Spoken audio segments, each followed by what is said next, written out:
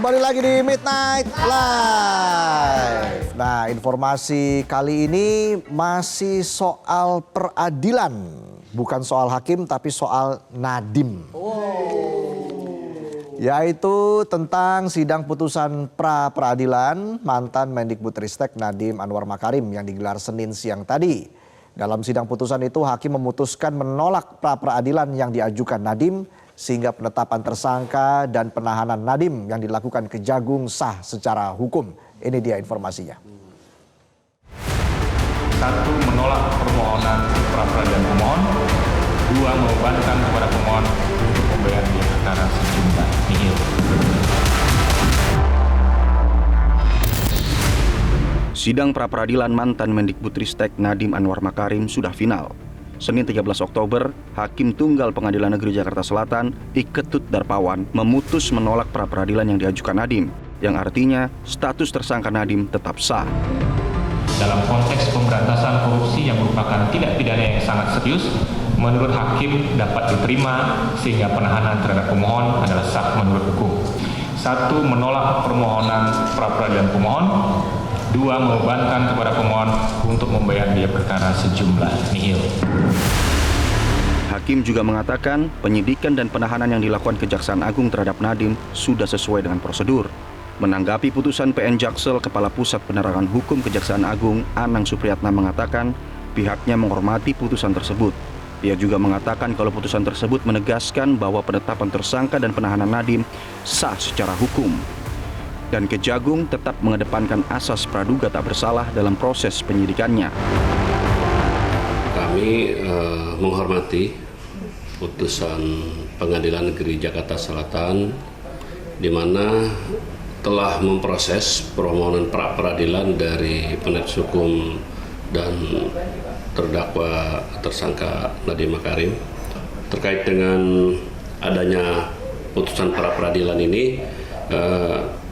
Maka penetapan tersangka dan penahanan terhadap PNM ini telah sah menurut hukum dan kita tetap tim penyidik tetap mengedepankan asas praduga tak bersalah, presumption of innocence dalam proses penyidikannya. Sebelumnya pada Jumat 10 Oktober, Kejagung menerima pengembalian uang dari sejumlah vendor terkait kasus dugaan korupsi dalam pengadaan Chromebook. Meski total nilai uang yang dikembalikan belum dibeberkan, namun pengembalian uang itu membuktikan bahwa ada praktik melanggar hukum dalam pengadaan Chromebook. Sebelumnya dalam sidang pra-peradilan lanjutan pada Rabu lalu, saksi ahli yang dihadirkan jaksa yakni Suparji Ahmad menekankan penetapan tersangka harus memenuhi 2 alat bukti. Ketika seseorang si A ditetapkan menjadi tersangka dan sebelumnya si A sudah pernah diperiksa, berarti telah terpenuhi unsur pemeriksaan sebagai calon tersangka tadi itu. Nah, pada sisi yang lain tentunya harus diperhatikan juga misalnya administrasi yang terkait apakah surat perintah tuntutan penyidikan dan administrasi yang lain. Tetapi yang paling urgen bahwa untuk bisa menetapkan tersangka tadi itu harus didukung minimal 2 alat bukti yang memiliki kualifikasi kuantitas dan relevansi tadi.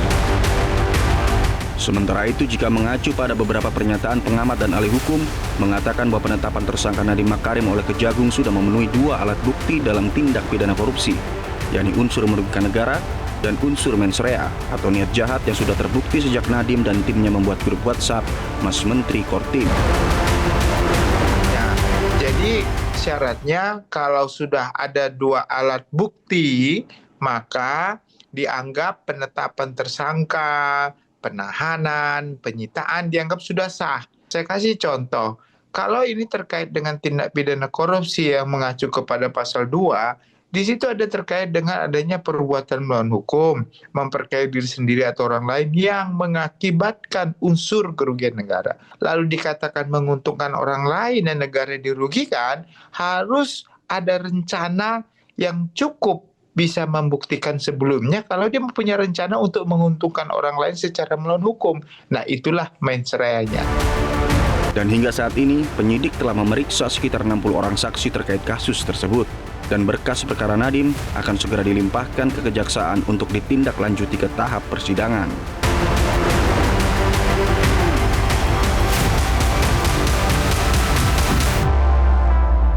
Jelajahi cara baru mendapatkan informasi. Download Metro TV Extend sekarang.